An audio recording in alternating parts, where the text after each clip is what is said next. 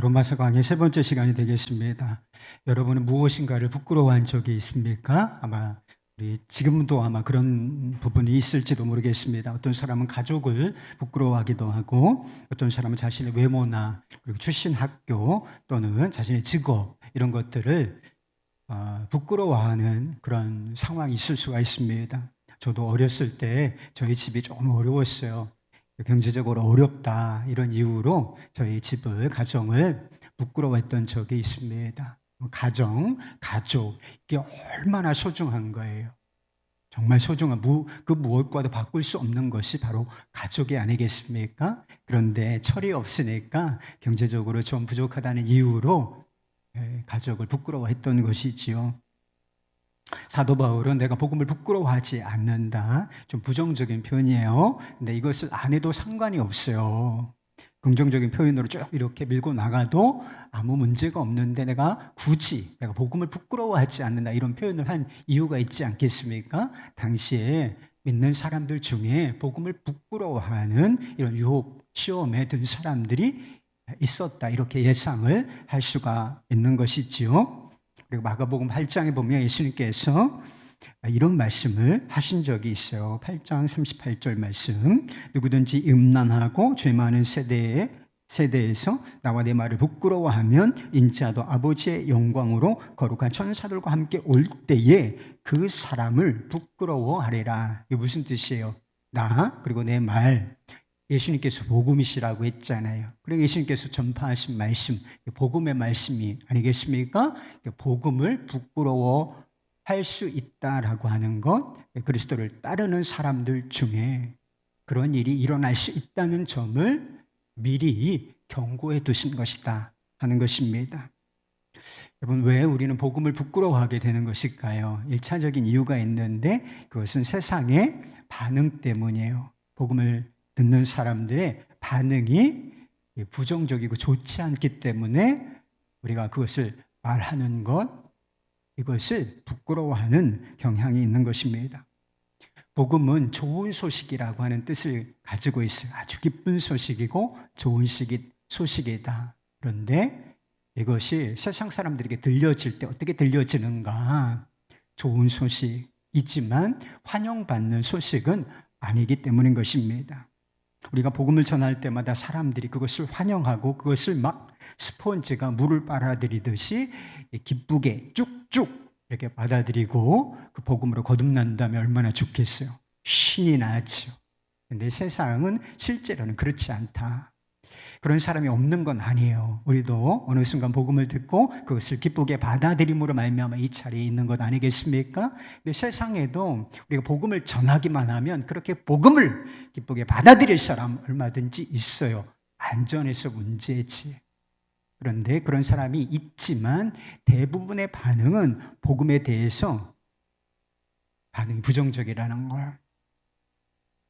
요즘 사람들만 복음에 대해서 반응이 부정적인 것이 아닌 것입니다. 바울은 당시에 사람들이 복음을 어떻게 바라보았는지 이렇게 써놓았어요. 고린도전서 1장 23절 말씀. 우리는 십자가에 못 박힌 그리스도를 전하니 유대인에게는 거리끼는 것이요 이방인에게는 미련한 것이로되. 십자가 복음이죠. 이것을 전파할 때 사람들이, 두 부류의 사람들이 어떻게 이것을 바라보는지, 태도가 어떠한지 적어놨죠. 거리끼든지 미련하게 보든지 다 이게 환영받는 느낌은 아니지 않습니까? 한마디로 세상은 복음을 무시하고 조롱하는 경향이 있다는 것입니다. 이런 무시당하고 조롱당하는 것을 좋아하는 사람이 누가 있어요? 이건 모욕적인 것이잖아요. 그러니까 복음을 부끄러워하는 유혹을 받게 되는 것입니다. 주변에 그런 사람들이 있어요. 예수를 믿는데 내가 복음을 믿는다는 것 외에는 저는 당신들과 여러분들과 다를 것이 하나도 없는 사람이에요. 저 똑같아요. 단지 예수를 믿는다는 것, 그거 외에는 당신과 다를 것이 하나도 없습니다. 이걸 강조하고 또 그렇게 보여지려고 애쓰는 사람들이 있어요. 복음을 부끄러워하는 것입니다. 고난과 박해가 올 때에는 더욱 그런 유혹이 강해져요. 바울이 디모데에게 이런 말을 한 적이 있어요. 디모데후서 1장 8절 말씀, 주를 위하여 갇힌 자 된 나를 부끄러워하지 말고 오직 하나님의 능력을 따라 복음과 함께 고난을 받으라. 바울이 복음을 전하다 감옥에 갇혔어요. 고난과 박해를 받고 있습니다. 바울 자신이 이게 아무 문제가 안 돼요. 도리어 이것이 하나님의 영광이다. 하나님의 영광을 확장시키는 것이다. 이렇게 생각했어요. 로마서 8장에 보면 그 고백이 나와요. 그런데 자신은 괜찮은데 자신의 복음의 동력자, 자신의 아들처럼 생각하는 이 디모데는 걱정이 됐던 거예요. 그래서 갇힌 자 된 나 부끄러워하지 아니하고 부끄러워하지 말고 하나님의 능력을 따라 이 복음은 위대한 것이니 고난을 받으라. 이렇게 담대하게 이야기했던 것이죠. 요즘 우리는 교회에 대한 사회의 아주 냉랭한 시선을 경험하고 있어요. 그렇지 않습니까? 전부터 부정적인 시선이 없었던 것은 아니에요. 있었어요. 그런데 이것이 막 증폭이 되면서 이 코로나19 팬데믹을 경험하면서 이게 막 폭발한 것처럼 느껴진다는 것이죠. 교회와 관련된 기사를 읽을 때면 댓글이 달려 있잖아요. 그래서 이제는 좀 불쾌했어.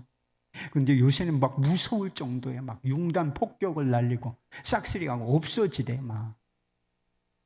직장에서 교회 가지 말라. 이번 주에 교회 갔다 왔어요? 교회 가시면 안 돼요? 뭐 이런 이야기가 공공연하게 나오지 않습니까? 그리고 교회 다닌다고 하면 무슨 벌레 보듯이 하는 그런 시선이 실제로 있어요.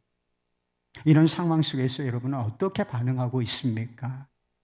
복음을 전하기는커녕 우리가 뭐 삶의 현장에서 복음을 전해야 하는 사명을 가진 사람들이 아니겠습니까? 근데 복음을 전하기는커녕 교회 다닌다 이런 얘기도 못하는 거 아니에요?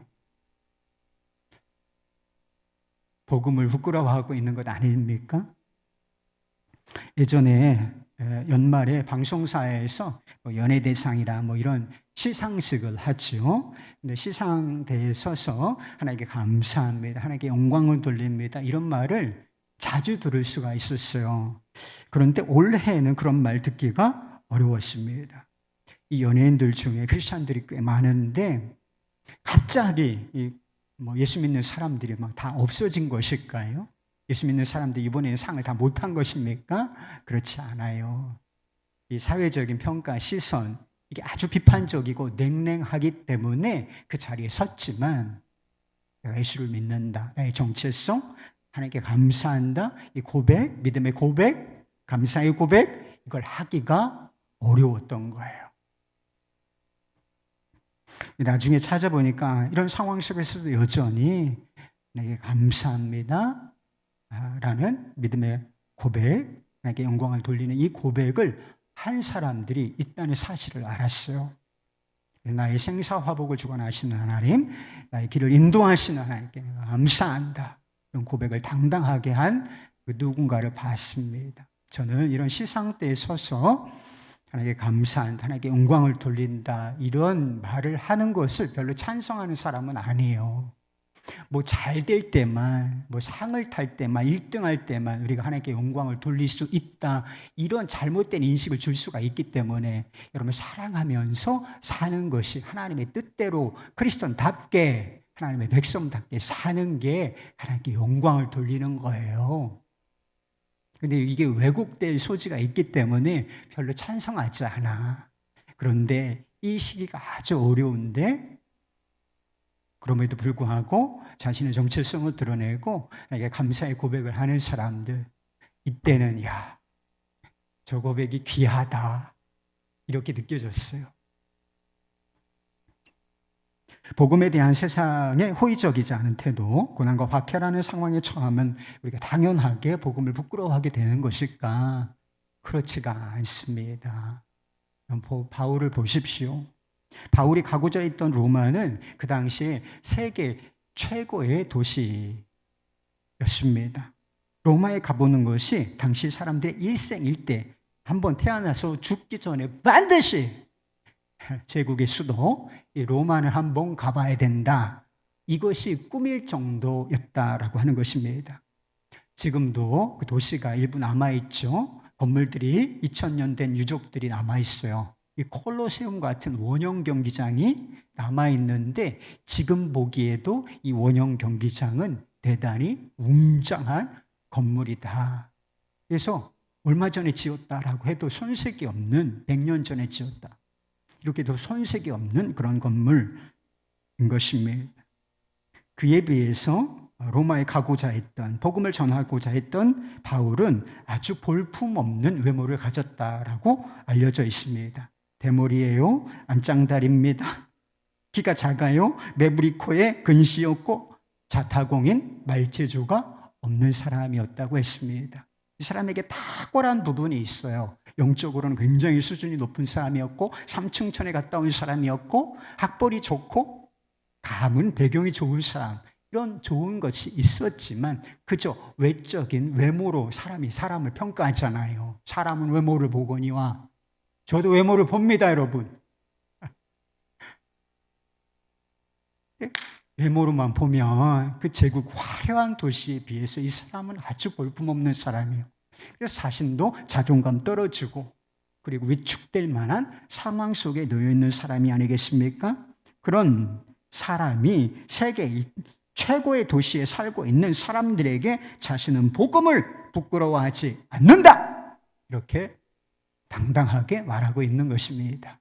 그리고 믿음이 없는 자이든지 믿는 사람에게든지 나는 복음 전하기를 원하노라. 나는 복음의 빚진 자다. 이렇게 말하고 있다는 것이지요. 복음에 대한 이 열정, 이 패션, 저도 바울과 같은 복음에 대한 열정이 있었으면 좋겠습니다. 도대체 이와 같은 복음에 대한 열정은 어디서 나온 것이겠습니까? 15절에서 말하고 있는 것처럼 복음에 대한 빚진 자 의식이 있었기 때문이라고 하는 것입니다. 이 빚진 자 의식이라는 게 뭐냐? 바울은 원래 복음을 박해하던 자였어요. 예수 그리스도를 부정하던 사람인데 하나님의 은혜로 내가 부활하신 주님을 만나고 이 복음을 통해서 거듭났다라고 하는 것이고, 주님께서 나 같은 자, 죄인 중에 괴수를 사도로 부르시고 뿐만 아니라 이방인을 위한 사도, 복음을 전하는 자로 부르셨다. 이 믿음이 확고했기 때문이라고 하는 것입니다. 여러분, 무엇인가 내가 온 세상을 돌아다니면서 복음을 전파하라고 하는 사명을 받은 사람이에요. 이 복음의 진리를 전파하려고 하는데 내가 전할 이 복음을 부끄러워한다고 생각해 보세요. 이게 영적으로 장사가 되겠어요? 장사라고 해서 죄송해요. 근데 비유하자면 그렇다는 거예요. 내가 팔아야 하는 물건이 있어요. 근데 이 물건에 대한 확신이 있어야 되잖아요. 이건 먹으면 반드시 건강이 좋아진다, 낫는다, 이 물건 쓰면 좋다, 이런 확신이 있어야 사람들에게 자신 있게 팔고 그게 장사가 되잖아요. 근데 내가 이게 뭐 대가? 나 자신부터 이걸 부끄러워해. 이 물건. 이게 뭐 형편없는 거 아니야. 할 수가 없어, 그런 거는. 여러분, 왜 우리가 복음을 전하지 못하는지 여러분 아십니까? 영적으로 애를 못 놔. 복음을 부끄러워하기 때문에. 사도가 복음에 대한 열정을 보인 궁극적인 이유가 있어요. 그것은 복음이 하나님의 파워, 하나님의 능력이기 때문이라고 말하고 있습니다. 16절 말씀, 내가 복음을 부끄러워하지 아니하노니 이 복음은 모든 믿는 자들에게 구원을 주시는 하나님의 능력이 됨이라. 먼저는 유대인에게요, 그리고 헬라인에게로다. 여러분, 복음의 능력을 아십니까? 우리가 복음을 부끄러워하는 여러 가지 이유가 있지만 근본적인 이유는 복음이 능력, 이 복음이 능력인 것을 잘 모르기 때문이에요. 알아도 아주 미약하게 알기 때문에 이 엄청난 복음, 이 하나님의 능력인 복음을 부끄럽게 생각하는 것 아니겠습니까? 복음은 구원을 주시는 하나님의 능력이라고, 구원을 주시는 하나님의 능력이라고 말했습니다. 대상이 나와요. 구원이 필요한 사람들, 유대인에게나 헬라인에게. 유대인과 헬라인, 이 부류를 지칭하고 있는데 이 표현 방식은 그 당시에는 모든 사람을 의미하는 것이었어요. 유대인의 입장에서 유대인과 이방인, 그러면 전 세계에 존재하는 모든 사람이라는 의미를 가진 것이었습니다. 이 말씀이 전제하고 있는 것이 있죠. 지구상에 존재하는 모든 사람, 단 한 사람도 예외가 없이 뭐가 필요하다는 거예요? 구원이 필요하다는 것입니다. 구원이 절대적으로 필요한 상황에 놓여 있고 이것을 위하여 주어진 것이 복음의 능력이라, 이렇게 말하고 있는 것입니다. 많은 사람들이 진화론이라고 하는 세계관을 가지고 살아가고 있습니다.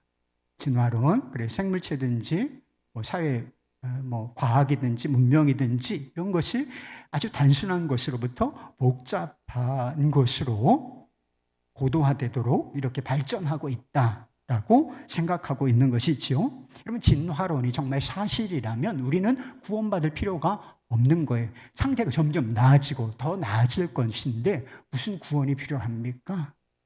그냥 시간이 지나면 더 좋아질 거예요. 더 좋아지는 방식으로 우리가 살면 그뿐입니다. 적자생존이죠.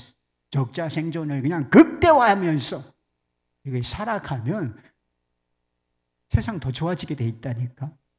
이게 진화론적인 세계관이에요. 여기 무슨 구원이 필요합니까? 구원이 필요하지 않다면 당연히 그것을 위하여 주어진 복음도 필요가 없는 것이지요. 그러나 성경은 우리가 진화하고 있는 것이 아니라 성경의 세계관, 역사관, 인간과는 완전히 세상의 세계관과는 정반대다. 진화, 무슨 진화예요? 진화가 아니라 원래 완벽했다는 거예요. 최고의 상태에 있다가 타락했다, 확 하고 모든 것이 어그러지고 무너지고 깨진 상태에 놓이게 되었다. 이게 성경이 말하는 세계관인 것입니다. 하나님의 형상을 닮은 존재로 지음을 받아 완전한 자유와 복을 누리던 우리가 하나님께 범죄함으로 말미암아 완전히 타락한 존재가 되었다는 것입니다. 여러분, 타락의 결과가 뭐예요? 뭘 조금 잃어버린 정도가 아니고 가장 중요하고 절대적인 것을 상실하게 되었는데 그것이 바로 하나님과의 친밀하고 완전히 연합된 관계, 이것을 잃어버리게 된 것입니다. 왜 이런 일이 일어나는가? 하나님은 거룩하신 분이에요. 우리가 죄를 가지고 있습니다. 비유하자면 빛과 어둠이 공존할 수는 없잖아요. 빛과 어둠이 공존할 수 없는 것처럼 우리가 죄를 가지고 있을 때 하나님이 죄를 품으실 수 없는 거룩한 분이시기 때문에 그냥 그 즉시 분리가 일어날 수밖에 없기 때문에 우리가 하나님으로부터 떨어져 나와 관계가 끊어지게 되는 그런 상태에 놓이게 되는 것입니다. 여러분, 인간이 경험하는 모든 고통과 불행은 여기서 시작된다라고 성경이 말하고 있어요. 여러분, 행복하십니까? 세상의 모든 사람, 저뿐만 아니라 세상의 모든 사람이 행복을 갈망하고 행복이라는 고지를 향해, 여러분, 돈을 왜 버는 거예요? 집을 왜 삽니까? 결혼을 왜 합니까? 직장생활을 왜 합니까? 단 하나의 목적, 행복하기 위해서. 그러나 행복을 실제 막 마음속 깊은 곳에서 그리고 모든 영역에서 행복을 충분히 누리고 있는 사람은 없어. 그런 사람 없어요. 왜 행복을 그토록 갈망하는데 행복을 누리지 못하고 그 반대의 경험들, 불행, 이걸 경험하죠? 슬픔과 아픔과 눈물, 상처, 이게 없는 인생이 누가 있어요? 그런 이유가 있어요. 복 대신 하나님과의 관계가 끊어졌기 때문인 것입니다. 왜 세상의 다툼과 전쟁이 끊이지 않는 것인가요? 전쟁이 멈춘 적이 없어. 이 지구상에 막 미사일 쏘아대고 총칼로 싸우는 것만 전쟁이 아니잖아요. 우리 내적인 전쟁도 있고, 그리고 관계, 가족 관계 안에서조차 다툼과 분쟁이 있지 않습니까? 이 전쟁이 왜 도대체 멈추지를 않는 거예요? 평화의 하나님, 모든 것을 하나 되게 하시는, 만드시는 하나님과 우리가 적대적인 관계에 놓여 있기 때문인 것입니다. 희망을 이야기하죠. 희망이 있어야 하는데 소망을 품고 살아라. 좋은 이야기입니다. 여러분 희망을 품으십시오. 여러분 어떤 상황 속에 있어도 잘 될 것입니다. 이게 필요해요. 그러나 희망을 이야기하지만 결국 우리에게 주어지는 것은 마침표는 절망이라는 거예요. 여러분 죽음이 절망이 아니면 뭡니까? 여기에 꽃들이 이렇게 꽃꽂이로 잘 꽂혀 있어요. 여러분 여기에 꽂혀 있는 꽃 갑인 것 같아요. 이 꽃이 살아있습니까? 죽었습니까? 대답을 한번 해보세요. 살아있는 것처럼 보이죠. 그러나 실상은 죽은 것입니다. 왜 이 꽃이 죽었다고 말할 수밖에 없습니까? 뿌리, 생명의 근원인 뿌리로부터 잘려 나와서 오아시스에 꽂혀 있기 때문에 이거는 살아있는 것처럼 보이긴 하지만 그 실상은 죽은 것이다. 이렇게 정의할 수밖에 없는 것입니다. 하나님의 생명으로부터 떨어져 나온 우리도 똑같은 거예요. 살아있으시죠? 살아있으니까 살아있다는 걸 증명할 필요가 없을 정도로 말하고 움직이고 돌아다니고 이것저것을 하며 살아있음을 나타내 보이시지 않습니까? 얘도 그렇다니까요. 그러나 우리의 실상은 산 생명이 아니라 죽은 생명일 뿐이라는 것입니다. 이 꽃에 남아있는 수분이 이제 쫙 빨려 올라간단 말이에요. 그래서 마지막까지 최선을 다하는 거야. 그렇게 하다가 그 수분이 없어지면 이게 누렇게 고개를 숙일 수밖에 없어. 이게 며칠 안 갑니다, 여러분. 우리도 똑같아. 육신에 남아있는 생명을 쫙 빨아 올리면서 그걸 소비하는 거예요. 그럼 지금 생명을 소비하고 있는 것입니다. 육신에 남아있는.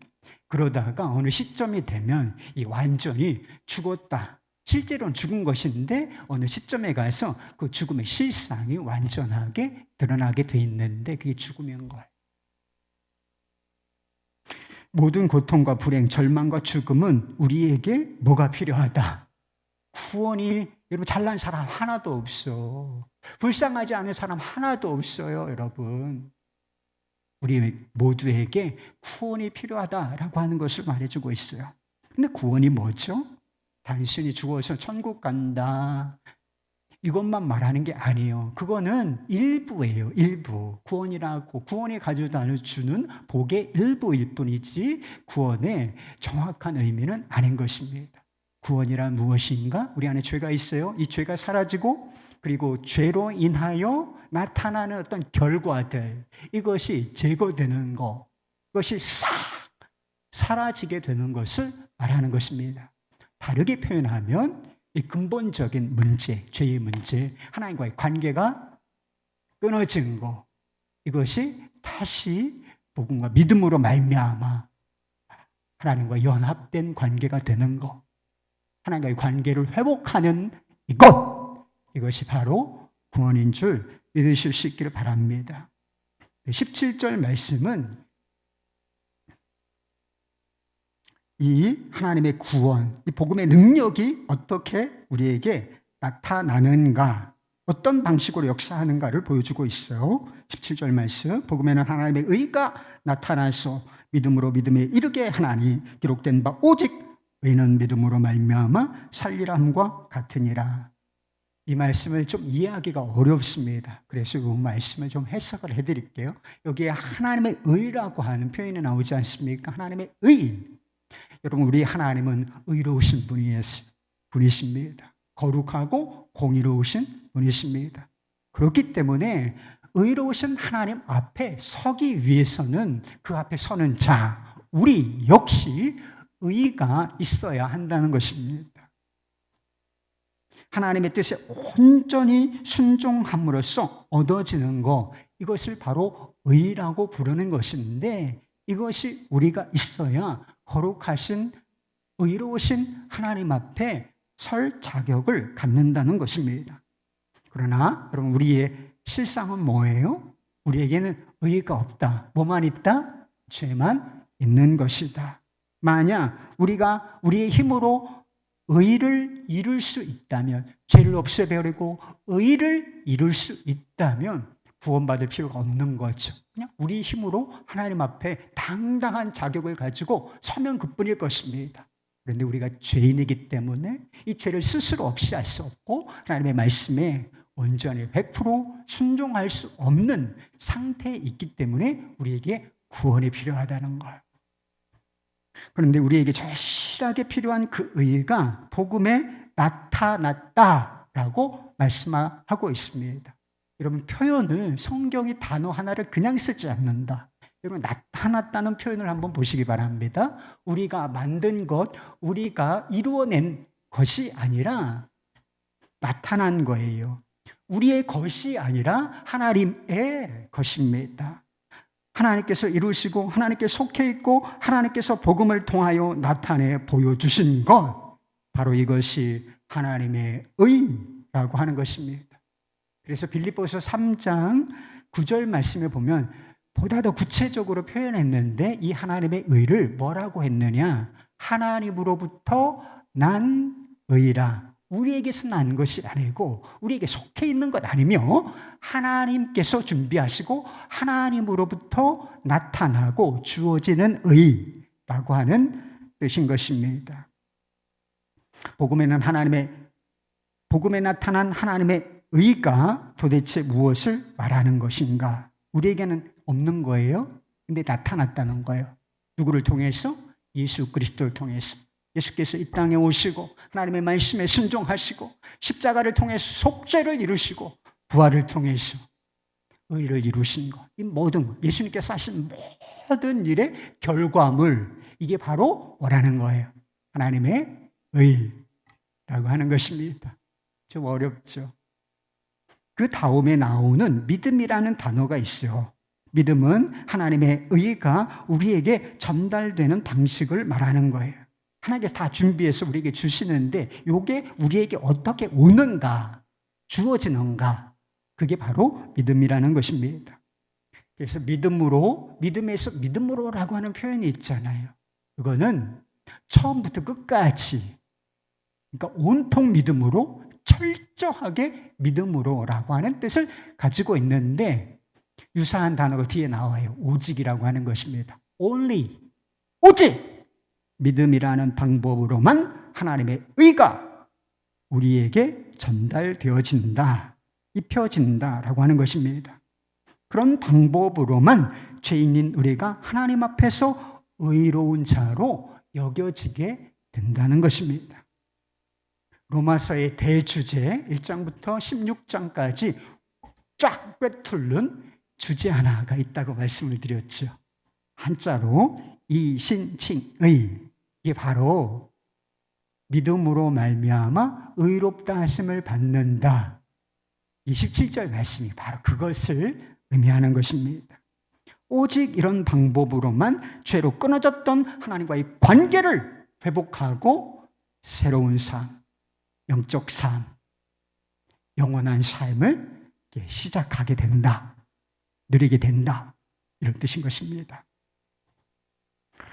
이 말씀과 깊은 관련이 있는 사람이 종교개혁자인 루터예요. 루터는 회심하기 전에 하여튼 막 경건생활, 하나님의 말씀 지키려고 하고 기도생활, 묵상생활 막 철저하게 했던 사람이에요. 타의 추종을 불허한다, 이런 평가를 받았던 사람입니다. 그러나 그는 내가 구원을 얻었구나, 이런 확신을 얻지는 못했다고 해요. 예수님께서 오르셨다는 계단이 있어요. 근데 이것을 뜯어다가 스칼라 산타라고 하는 성당에 설치를 해놨어요. 그리고 이때 아주 카톨릭의 교리가 완전히 왜곡되어 있었기 때문에 이 계단을 무릎으로 기어 올라가면서 기도를 하면 한 계단에서 기도한 만큼 10년만큼 죄가 사해지고, 이런 교리가 있었어요. 얼마나 엉터리 같습니까? 그래서 루터가 이 로마에 가서 이 스칼라 산타, 이 성당에 있는 계단을 무릎으로 기어 올라가면서 기도하고, 또 한 계단을 무릎으로 기어 올라가면서 기도하고, 그런데 문제는 이 일로 말미암아 내 죄가 속죄함을 받을 때 이런 확신이 안 드는 거예요. 하나님께서 내 기도를 기쁘게 여기고 받으시고 계시다, 이런 확신이 전혀 안 드는 거예요. 그때 그의 생각을 사로잡은 말씀이 하나 있었어요. 그것이 바로 로마서 1장 17절 본문 말씀인 것입니다. 그는 그때의 경험을 이렇게 말했어요. 나는 간절히 바울의 로마서를 이해하기 원했고 하나님의 의라는 표현 외에는 그것을 방해하는 것이 없었다.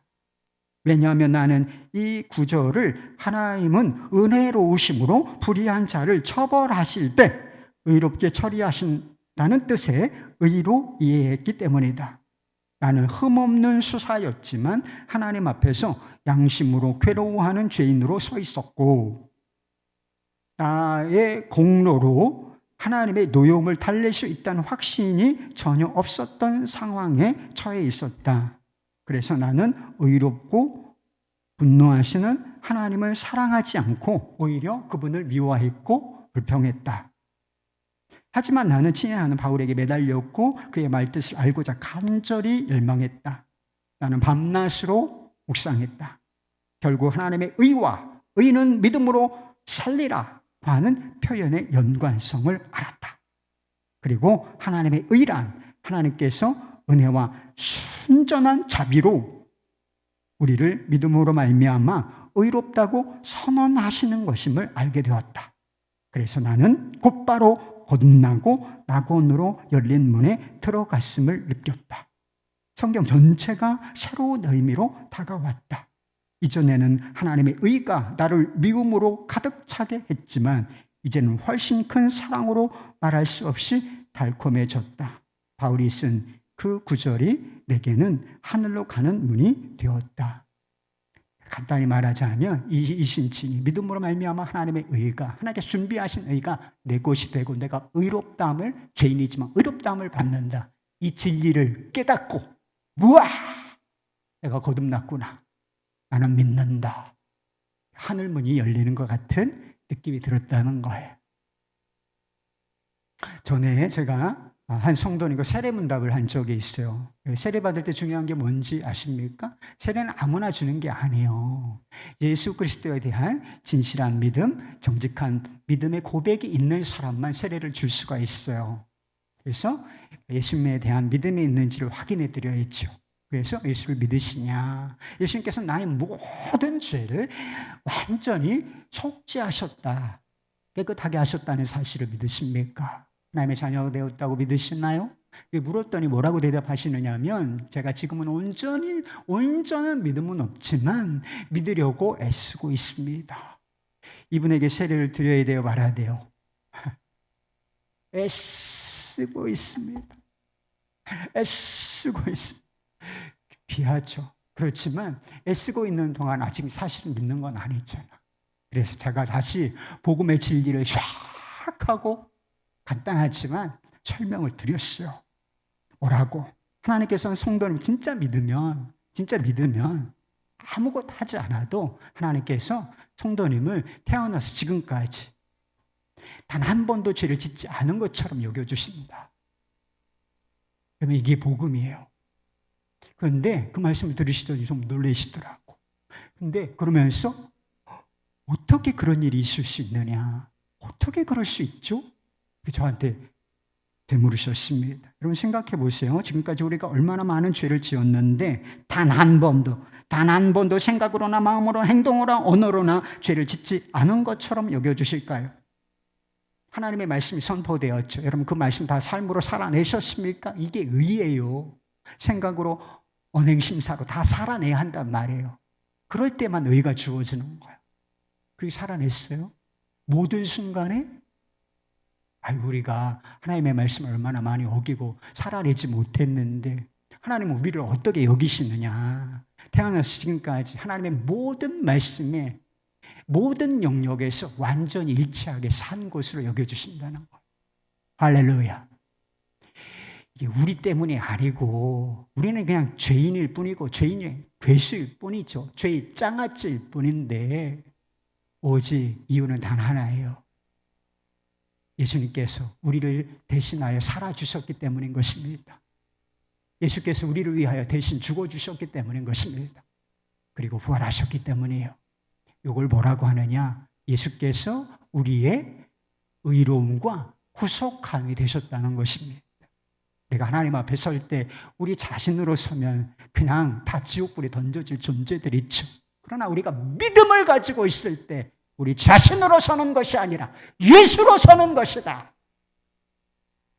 예수의 의의 옷을 입고 하나님 앞에 서니까 하나님께서 보시기에 합격. 너는 내 아들이다. 이렇게 되는 거예요. 여러분, 이게 복음이에요.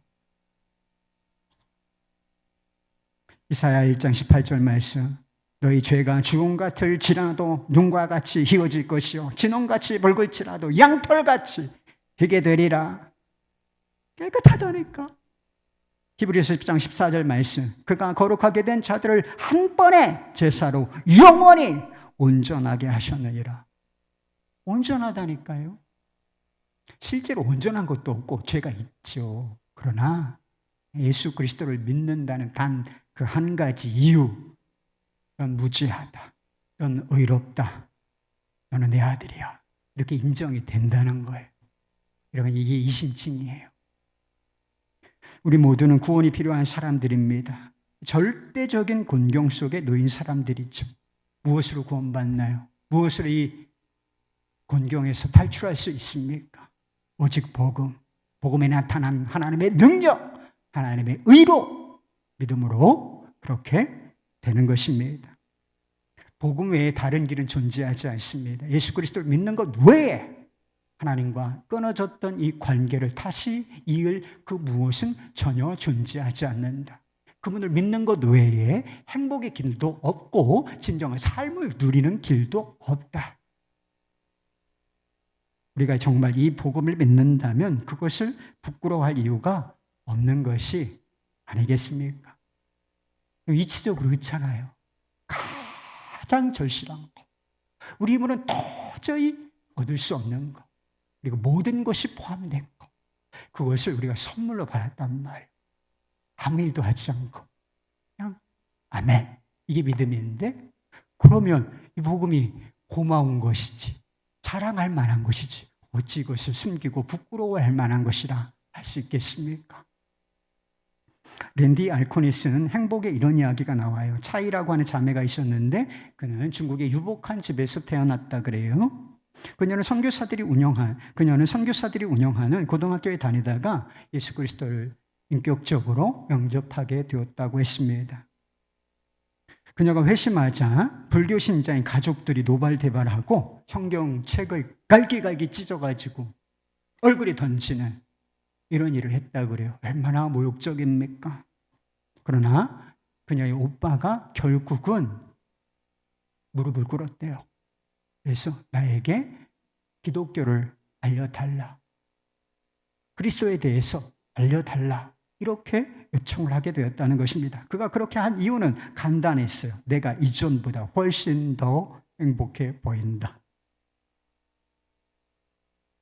이 사람이 복음의 마음을 연 것은 동생의 마음에 나타난 변화는 보지 못했죠. 삶에 나타난 변화, 이것이 그의 마음을 움직이고 열었던 것입니다. 예수 그리스도 행복의 시작, 예수 그리스도 행복의 시작. 여러분, 이렇게 외칠 수 있습니까? 입술로 할 수 있죠. 여러분의 삶으로 예수 그리스도 구원의 능력, 이런 구원받으면 행복해지는 거예요. 삶에 어려운 일이 있지만 그래도 행복하다. 그것이 우리의 삶을 통해서 나타나고 있습니까? 복음은 삶을 변화시키고 세상을 변화시키는 능력인 것입니다. 노예제도가 사라진 것도 살펴보세요. 복음 때문입니다. 그리고 가난과 인습, 정말 100년 전만 해도 이 나라가 진짜 못 살아도 그렇게 못 사는 나라, 불행해도 그렇게 불행한 나라가 없었어요. 근데 이 나라가 이렇게 된 것도 사실은 복음 때문이었습니다. 그런데 왜 믿는다? 그것을 믿는다는 그리스도인들이 능력이 없는 것입니까? 세상에서 무기력한 자의 모습으로, 아무것도 할 수 없는 그런 무기력한 모습으로 살고 있는 것입니까? 믿는 사람들의 숫자가 적기 때문인가요? 적지 않습니다, 여러분. 우리가 돈이 없기 때문이겠습니까? 우리는 세상 권세가 없기 때문인가요? 그렇지가 않아요. 있을 거 다 있습니다. 우리가 복음을 부끄러워하고 있기 때문인 것입니다. 베드로가 성전 미문에서 뭔가를 간절하게 바라고 구하는 구걸하는 자에게 이렇게 말했던 적이 있어요. 사도행전 3장 6절 말씀, 은과 금은 내게 없거니와 내게 있는 이것을 내게 주노니 나사렛 예수 그리스도의 이름으로 일어나 걸어라. 할렐루야. 여러분, 우리는 다 있죠. 은과 금 있어요. 돈이 있어요. 정작 우리에게 없는 게 뭐예요? 예수 그리스도의 이름. 그분의 이름을 믿는 이 믿음에서 나오는 능력, 그게 없는 거예요. 가진 것이 적어도 정말 잘 살 수 있어요, 여러분. No problem. 없는 것 아니잖아. 있어. 그냥 적을 뿐이지만 그래도 얼마든지 잘 살고 풍요롭게 살 수가 있습니다. 연약한가요? 뭐 다 연약하지 안 연약한 사람 누가 있어요? 그렇지만 능력이 힘있게 영향력을 가지고 살 수가 있습니다. 비결이 복음의 능력에 사로잡혀 사는 거예요. 우리 안에 복음이면 충분하다. 예수님 한 분이면 충분하다. 곁에 있는 사람들, 믿지 않는 사람들이 참 미련하다, 미련해. 이렇게 볼 정도로 오직 복음, 오직 예수, 오직 믿음, 이런 태도를 가지고 세상을 사는 거예요. 이렇게 살아면 사라진다. 이런 믿음으로 사는 거예요. 하나님께서 우리에게 가장 절실하고 가장 소중한 거 노력으로 주신 거 아니고 하나님이 다 만드셨어요. 선물 딱 포장해서 우리에게 주셨어요. 이것을 받았다는 우리가 그것을, 그 선물을 부끄러워하고 있다면 그것을 주신 아버지의 마음이 어떨지 한번 생각해 보세요. 이제는 믿음의 철이 좀 들어야 하지 않겠습니까? 세상이 멸시하면 아무리 조롱한다고 해도 복음은 복음이다. 죄인을 구원하시는 유일한 하나님의 능력, 이것이 복음인 줄 믿으시기를 바랍니다.